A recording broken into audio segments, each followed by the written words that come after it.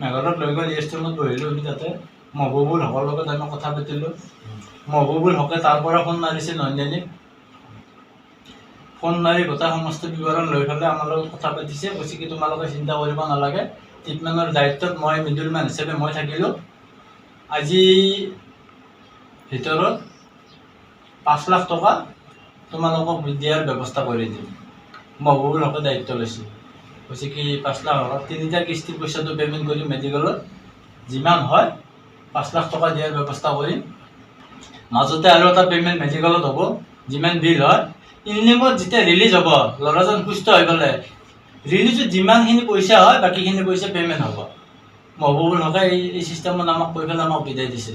মই নন্দিনী হৈ মই যাম মেডিকেলত আজি যাব পাৰোঁ নহ'লে কালি হ'লেও যাম মই যোৱাটো মই যামেই 28 তাৰিখে গধূলি অহাৰ কথা আছিলে তো যদিও 28 তাৰিখে নোৱাৰে 29 তাৰিখে ইয়াত আহি পেচেণ্টৰ খবৰ ল'ব আৰু ইমানখিনিলৈ গেৰাণ্টি লৈছিলে নন্দিনীয়ে যদি ইফাল সিফাল কৰে তো মাজত মই আছোঁ মোৰ লগত যোগাযোগ কৰিলে হ'ল মই গোটেইখিনি হেৰি কৰিম মহবুবুলকে কিয় সোমালে গোটেই ঘটনাটোত এণ্ট্ৰি কিয় মাৰিলে গোটেই কেছটো চাগে নন্দিনীৰ লগত কিবা জড়িত আছে নন্দিনীৰ লগত ভাল আছে তেখেতৰ নন্দিনী কৈ আছে না মোৰ ওপৰত বহুত ডাঙৰ মানুহ আছে মহবুবুল হকতো সৰু মানুহ নহয় চাগে তেখেততো ডাঙৰ মানুহ ডাঙৰ মানুহ কাৰণে আমাক মেঘালয়লৈ মাতি নিছে মোৰ পেচেণ্ট আছে এপলত ভৰ্তি হ'ল মই মেঘালয়ত আনিব লগা হৈছে পইচাৰ কাৰণে আৰু সিহঁতে কৈ আছে কি আমি পইচা দি আছোঁ পইচা দিব যাই আছোঁ মেডিকেলত যদি মেডিকেলত পইচা দিব যাই আছে মই মেঘালয়লৈকে কিয় দৌৰিলোঁ পইচাৰ কাৰণে সিহঁতে য'ত মাতিছে মই নিজে দৌৰি আছোঁ আৰু সিহঁতে মিডিয়াত কৈ আছে কি আমি মেডিকেলত পইচা লৈ যাই আছোঁ সিহঁতে পইচা লোৱা নাই আমাক উলিয়াই দিছে মেডিকেলৰ পৰা আপোনালোকে বিশ্বাস কৰে নেকি সেইটো কথা সিহঁতক মাৰি পেলাই মই উলিয়াই দিছোঁ পইচা নলৈ পেলাই মই স্বয়ং পইচাৰ কাৰণে মই ইউ এছ টি এম পৰ্যন্ত দৌৰিছোঁ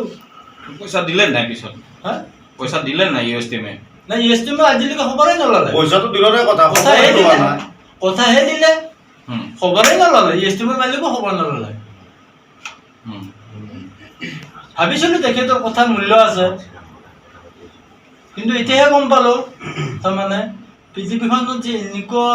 চক্ৰান্ত চলি আছে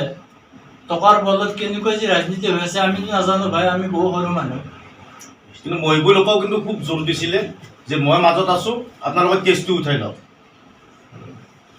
আমি খালি থানাৰ পৰা কেছটো উঠাব লাগে মহিবুলকে যি কৰিব লাগে মহবুবুলকে দাবী কৰিছিল আপোনালোকক মানে কৈছিলে ৰিকুৱেষ্ট কৰিছিলে হেৰি ইছ্যু লৈ পেলাই কথা পাতিছে ফোনটো কাটি পেলাই আমাক পইচা কথাখিনি বোলে পইচাটো হেৰি মেডিকেলৰ পইচাখিনি গোটাই মই দায়িত্ব লৈছোঁ তাইৰ হৈ 3টা কিস্তি পে'মেণ্টটো হ'ব হোৱাৰ পাছত 3টা কিস্তি পে'মেণ্টৰ কথাটো ক'লোৱে মই আপোনালোকক এনেকুৱা চিষ্টেমত হ'ব বাকী এতিয়ালৈকেতো তেতিয়া যুৱতীগৰাকীয়ে কি ক'লে ফোনত সেইটো মহবুবুল হকে জানিব মানে আপোনালোকৰ সন্মুখতে কথা পতা নাছিলে জানো সন্মুখত কথা পাতিছে কথা পতা নাই কিন্তু তাইৰ কথাখিনিতো আমি গম নাপাওঁ না কথা পাতিছে এতিয়া আপোনালোক কেনেকে নিশ্চিত যে ফোনটো তাইকে কৰিছে বেলেগকো কৰিব পাৰে নহয় ডাইৰেক্ট কৈছে যে নন্দিনী নন্দিনী বুলি নাম কৈছিলে কিন্তু সেই মুহূৰ্তত আকৌ নিউজত ওলাই আছে যে মানে কি নন্দিনীক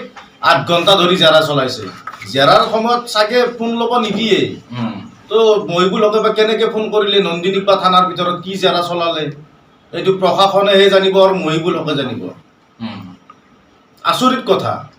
জেৰাৰ সময়ত অপৰাধীৰ তাতে ফোন থাকে সেই অপৰাধীক মহিবুল হকে কথা পাতে যিকোনো খবৰৰ বাবে যোগাযোগ কৰক 7099017330 লগতে 7099017110 নম্বৰত